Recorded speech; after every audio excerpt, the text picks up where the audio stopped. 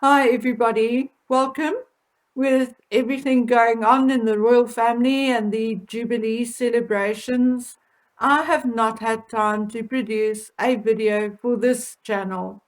But it does not mean that I did not spend an hour or two per day watching true crime and all kinds of mysteries on YouTube and elsewhere.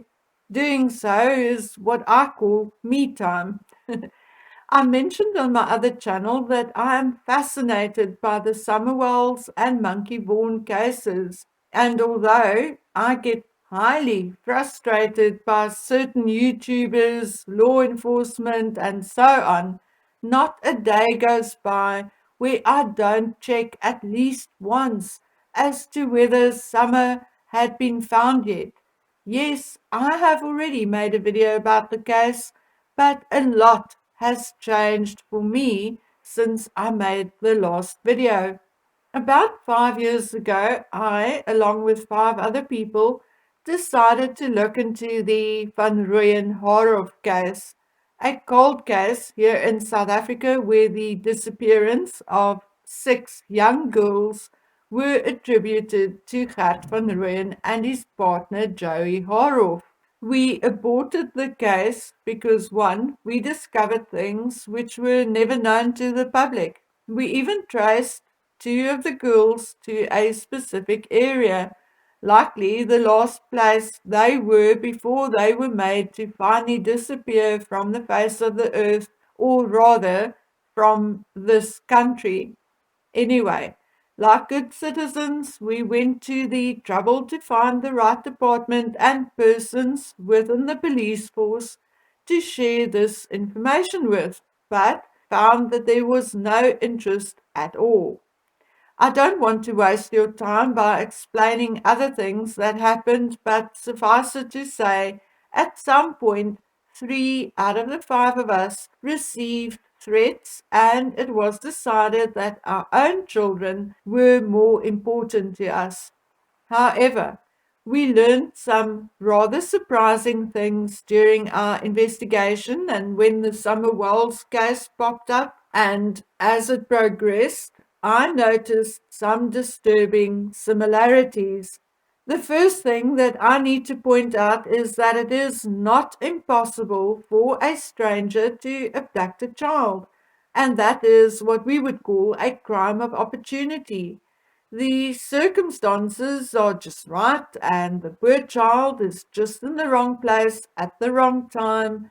The parents are usually distracted or for some reason not present. These cases happen, but are very, very rare because everything must be ideal and play into the hands of the perpetrator. We saw this in the Van Rooyen case, where one girl was walking alone to a nearby store to buy milk. The area was not too busy, and it is likely the vehicle stopped, asked her for directions, grabbed her, and sped off. More common, though, are scenarios where the perpetrator is known to the victim. For the purposes of this video, we are going to exclude familial abductions, but excluding those, it is far more likely that the criminal will stake out his victim, may even be obsessed by him or her. It is also likely that the criminal knows the family well enough to be somewhat familiar with their routine and circumstances. Here we can think of a tradesperson, a colleague, a friend, neighbor, member of the same church, and so on and so on. The child will thus not find it strange to be approached by this person and may even willingly leave with them. We even saw this with the Van Rooyen and Haarhoff case as well, where Haarhoff was known to the parents of one child, perhaps even two, and where we discovered that Van Rooyen and a younger male had previously approached two of the girls at a local swimming pool. So, at the very least, they were at a stage where they greeted or waved at each other, a comfortable scenario where they recognized one another. In the Van Rooyen and Haarhoff case, we then actually know that 5 of the 6 girls attributed to them were indeed taken by them, because there were evidence in the home of the presence of 4 of these 5 and witnesses who saw his vehicle in the vicinity from where another disappeared. As far as the 6th girl, one of the earlier victims, the official story is still that she was kidnapped by Van Rooyen, but we don't think so. But this video is about Summer, so I'm not going to go into details on that in particular. The point is that in this one case, we could see very clearly the different methods of abduction. However, something else we found in that case, which was very similar to the Summer Wells case, is how one family in particular used the tragedy to collect some money. And to this very day, their main concern is how much they will be paid to answer questions or provide information. There, I said it. So if South Africans are listening and choose to run and gossip to the family, please go right ahead. After more than 30 years, it is long overdue for the truth to come out. Anyway, back to Summer.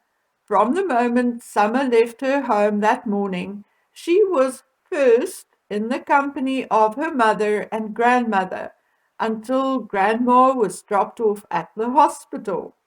They then went to pick up a 15-year-old called Hunter. In the mother's recall, they collected Grandma, went and handed in her prescription at Walgreens, and because there was a waiting period, they decided to take Summer for a swim at the Warriors Horse Pond. According to the mother, they spent about 20 minutes there and left to collect Grandma's meds at Walgreens, whereafter they ran other errands. From Grandma's latest story, it appears that this is not completely true, and it appears that Grandma was not at the horse pond. However, we know they were at the horse pond because people from the stables actually saw their vehicle. So it is then also true to state that at some point Summer was in the company of her mother and Hunter, alone with the 2 of them until they collected Grandma, whenever that may have been.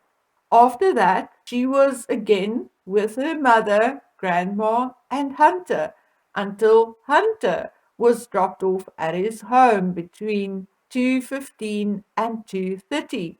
Hunter's mother said that she saw Summer in the back of the vehicle. There was also a photo and a video of Summer sleeping in the back of the vehicle, and apparently the photograph was taken at 3:09 and when they were approximately 8 minutes away from home. Question 1. How long does the journey from Hunter's home to the Wells home take? Because on this day, it must have taken well over 40 minutes. Why? There is talk that they stopped at a convenience store and gas pumps along the way, but I have not heard or seen this stated as a fact. It may be important in terms of timeline, but for me and for now, I'm going to refrain from speculation. The fact is that from the moment they left Hunter's home, Summer was again alone in a moving vehicle with her mother and grandmother, and unless they stopped somewhere, no one else had access to her. So let us assume they got home at about 3:20. According to Summer's mother, Summer jumped right up and out of the truck.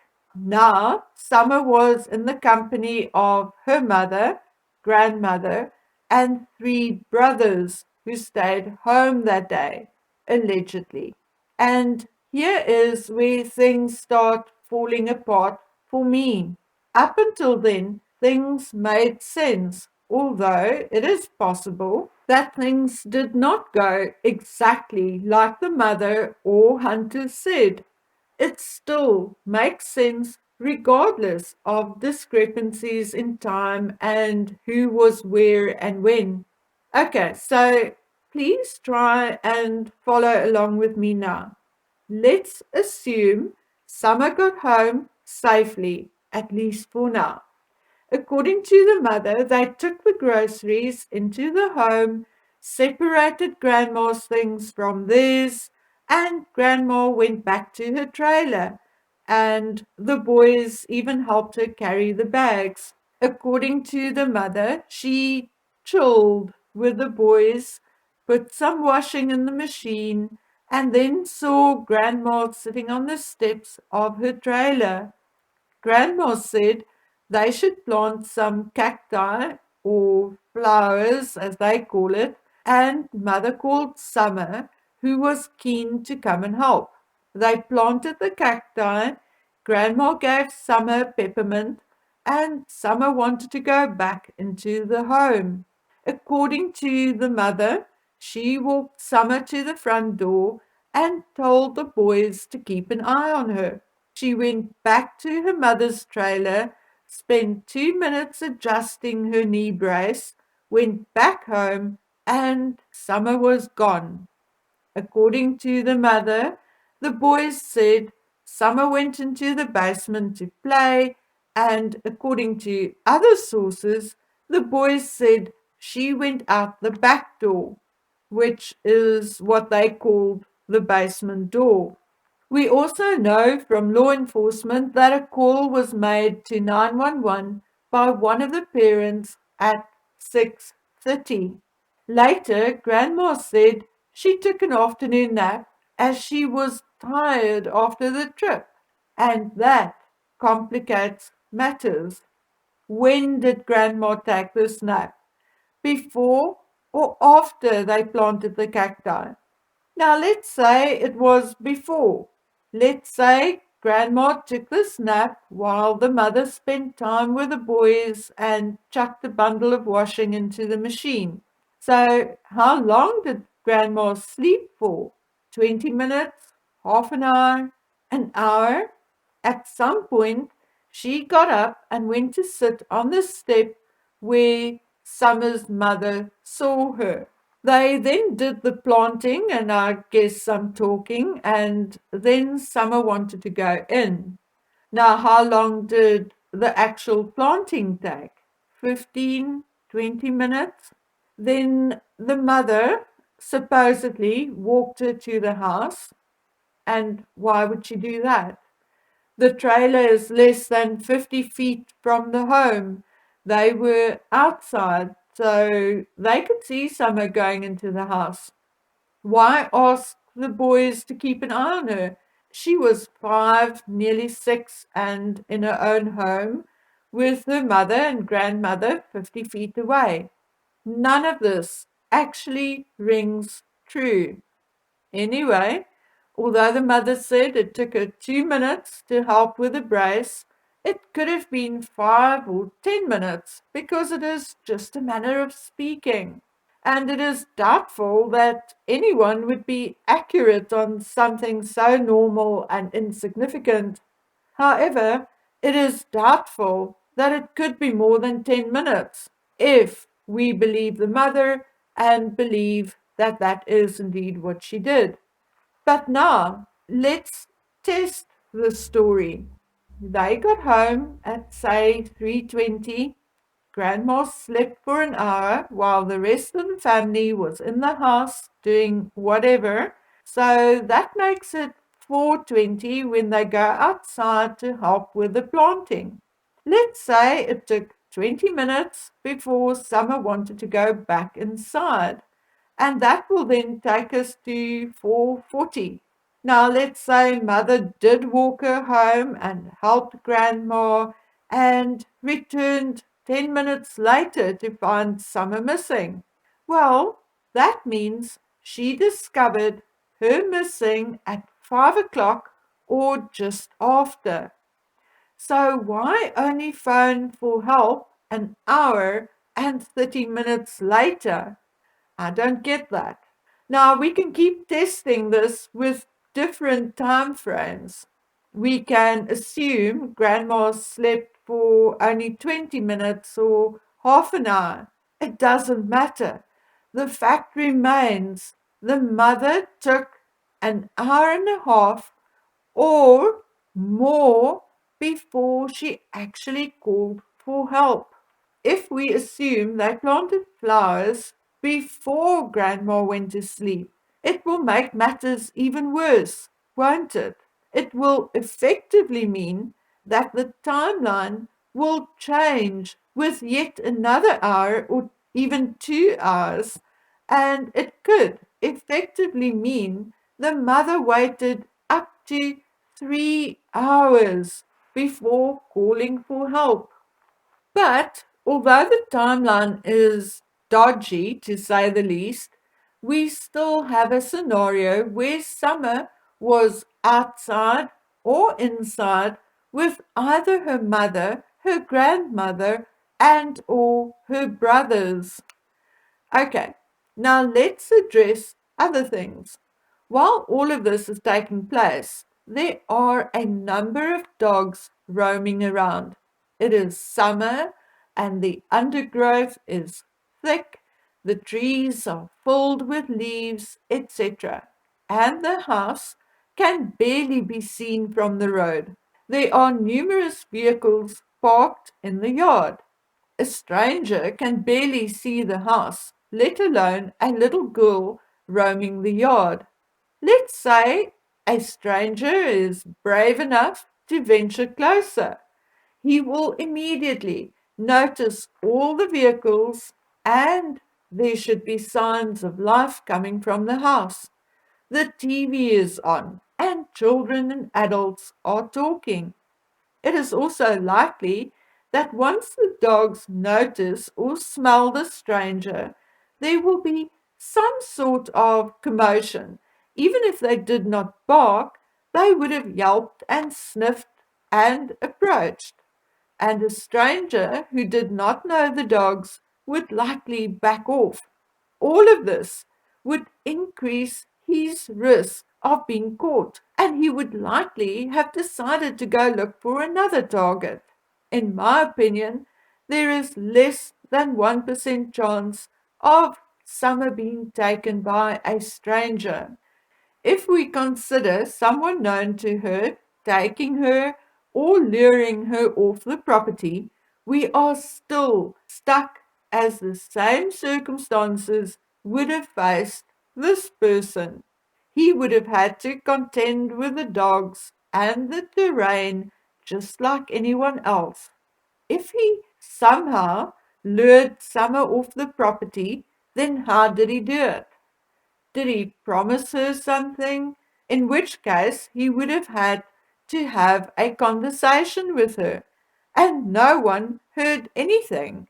Not the other children, not the dogs, not the mother, or the grandmother. And that, my dear friends, does not make sense. That is very, very hard to accept. Children are curious. Had the boys heard someone other than their mother or grandmother, I'm sure at least one of them would have gone to have a look. But let's stick with this theory for a while. It is nonsense, a fairy tale of epic proportions, that Summer could have been taken from the basement without anyone knowing.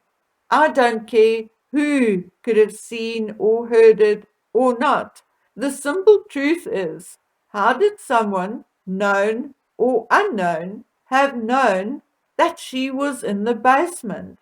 Did he have X-ray eyes? In a video by Chris McDonough, you can clearly see that the windows are covered. So how could anyone have known she was in the basement alone or by herself? even if they could possibly hear her inside. No, my dears, it did not happen. Then, allegedly, the boys saw her leave through the basement door. How could they see it if they were watching TV or playing computer games upstairs, like Candace the mother said? Or were they actually downstairs on their parents' bed watching television? In which case, why did the mother lie and say the boys were all upstairs until Summer was noticed to be missing? If they were downstairs watching television, remember, Jose said they used to line up on the blue couch, which was in front of the door, to watch television. So, if they were downstairs, then they should know what happened to Summer, or where she went, or why she went. But let's continue with the idea that Summer was taken, and let's talk about a scent which was followed down the dog trail to the road, according to the father, or down the driveway to the road, according to EcuSearch. If either is true, and there were no other footprints alongside Summer's scent, then it completely debunks the mother's story that Summer was taken from the home, or everyone else's story that she was taken from just outside the home. So, did Summer walk down to the road by herself? I guess it is possible. But why would she? It is also said that she was barefoot. Well, Summer was an outdoorsy girl, so I guess she was used to walking rough terrain barefoot. But having looked at the terrain in numerous videos taken during summer, it is unlikely that she would have walked down the dog trail barefoot and all the way to the road. For one thing, the embankment down to the dog trail from their home is very steep, and the embankment up to the road surface is indeed steep. And how much water was in the creek at the time, because to reach the road, she likely had to cross the creek. In my opinion, it is too difficult, too daunting, and maybe even a little scary for a 5-year-old to have gone down that dog trail all the way to the road by herself. She may have done so earlier or on another day with her brothers, but alone, barefoot, during summer, I think it is highly unlikely. Had she gone towards the road by herself, I would say it is more likely she did so going down the driveway. But why would she have done that? Was she angry or sad? Angry at her mother, grandmother, or the boys? Maybe they did not want to play with her. However, even though we do not know why she would have done that, isn't it likely that one or more of the dogs would have followed her? We saw how they followed Don down the trail a few months later. Okay, so let's say she reached the road and assume no one knew where she was going and that she was indeed alone. It still means that some nutter or someone with bad intentions must have come past on that road at just the right time. And what are the odds of that? And then there are the footprints. I think if I hear about those footprints once more, I'm going to scream.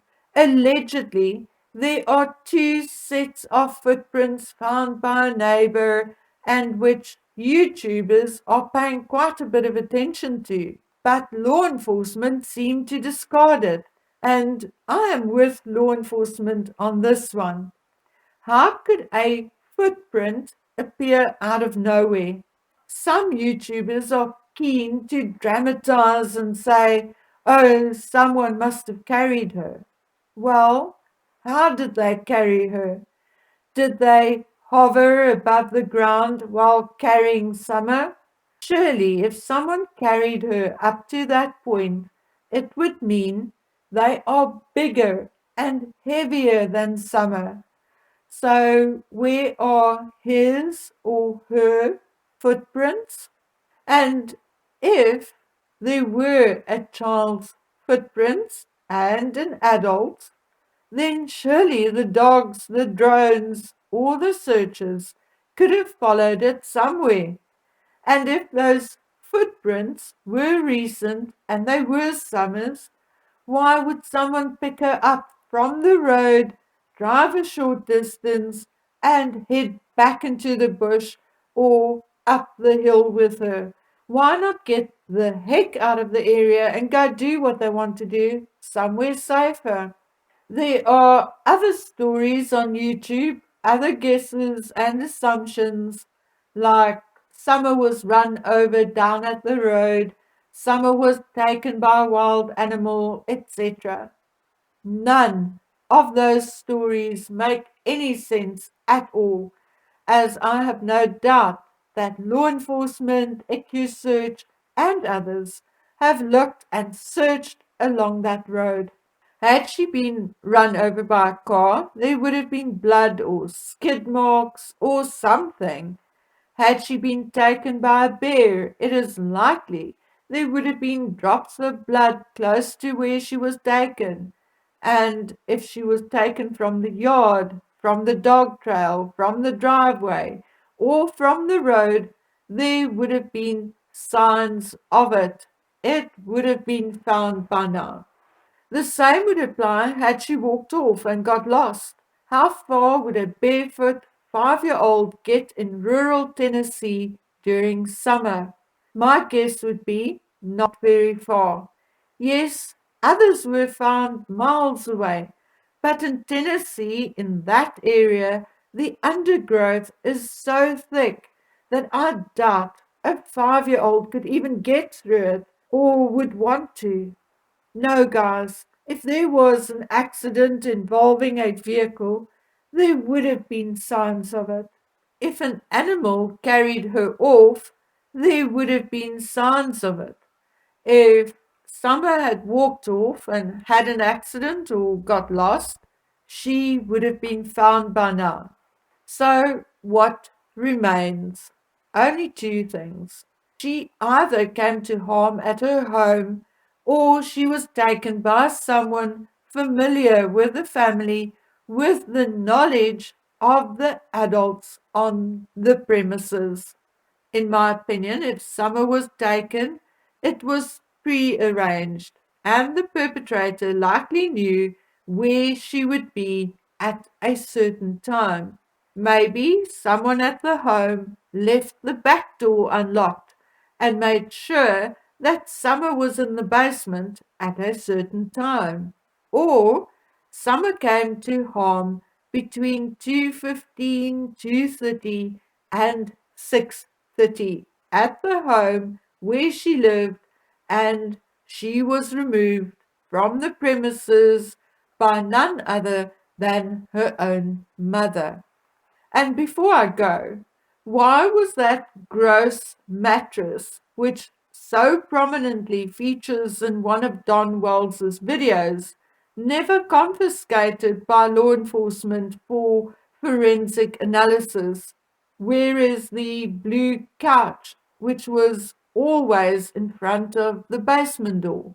Where is it now? According to law enforcement, they interviewed the parents twice.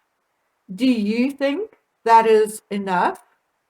Law enforcement says they interviewed all the people in the vicinity, but we heard on JLR's channel that it is not true when they spoke to a lady who said they or she had not been interviewed. So let us summarize at this point. What happened to Summer? Was she abducted by a stranger? In my opinion, no. And law enforcement seems to agree with this. Was she abducted by someone she knew? That is indeed possible. But I would say if that is the case, then the parents or the mother had prior knowledge of it. Did Summer wander off, had an accident, or got lost? No, because in my opinion, she would have been found by now. Was she run over? No. Was she grabbed by a wild animal? No. Not with all those dogs on the premises. Okay, so had something befallen Summer at her home? Then what? An accident? Possible. But why not call 911 and get help? If the boys caused the accident, maybe during play, why not call for help? If by the time the mother discovered it, Summer was already deceased, would she want to cover it up to protect her son or sons? Maybe, but judging by the mother's immaturity, her drug and alcohol abuse, and her nature in general, I find it doubtful that she would do that. She would also know that the repercussions to a child, whatever the case may be, would be less or slight. Could Grandma have done something? Yes, she could. She is heavy set, rather butch, abandoned her own children at some point, and she already have a daughter who is missing and had been missing for nearly 10 years. Maybe Grandma just lost her temper for a split second and smacked Summer, causing her to hit her head in that small trailer. Did law enforcement spray that trailer with luminol for traces of blood? And while we are on the subject, did law enforcement spray the house with luminol for traces of blood? Did they spray Grandma's truck or any of the other vehicles with luminol? Maybe, but I doubt it because Leslie Erott listed everything they did, and she did not mention that. And what about the mother, Candace Bly Wells? Let's sum up the kind of person she is. She is an addict, addicted to drugs and alcohol. There is no denying it. She actually told and showed us herself. She had two children prior to meeting Don Wells. Both were removed from her care, and not only removed, no, she lost her parental rights, and they were adopted out. When the daughter traced her and contacted her, she did not want anything to do with her. Her first son is still in an adult care facility due to a brain injury he sustained due to the abuse he suffered. We were also told by two different people how cruel Candace can be when punishing her children, making the boys lie on warm paving with their naked torsos, etc., etc. We heard from Jose how there were weeks of unwashed cutlery and crockery, pots and pans everywhere when he arrived. We heard that Candace was no cook and that the kids were not given healthy meals on a regular basis. We heard that Candace was jealous of her sister, who was prettier than her, better educated, and who was their father's favorite. The very same sister who is still missing to this day. We heard there were times when Candace was jealous of Summer because of the attention she got from her father. So here we have two adults with histories which would not make either of them eligible for the Mother of the Year award, and on the same premises as the one where a little girl went missing from, without a trace of an abduction or a trace of a true, honest accident, and who would likely have been found by now had she wandered off. And no one wants to talk about the possibility of either one of these two adults and that they could be responsible. Really? Law enforcement even allowed the father and grandmother to leave the district before the child was even gone for more than a month. I guess they never heard of Letitia Stout, who moved Cannon's body a couple of times before she finally dumped him in another state. We heard from law enforcement, Ronnie Lawson, that they cannot interview the mother because she has a lawyer.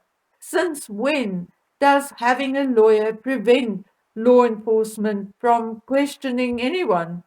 They can still question them with their lawyer present. She may not answer on the advice of a lawyer, but they can still ask questions. Besides, from all information, the Welleses have a court-appointed lawyer in the case concerning the boys, who was then removed by CPS. Does that mean the same person would defend them in Summer's case? I somehow don't think so. I think there would be a conflict of interest. Now, Don was arrested for a DUI, but Candace can still roam freely, although she is an addict and we've seen her drunk and high. What about her giving alcohol to a minor? By her own and Hunter's admission, she gave him twisted teas.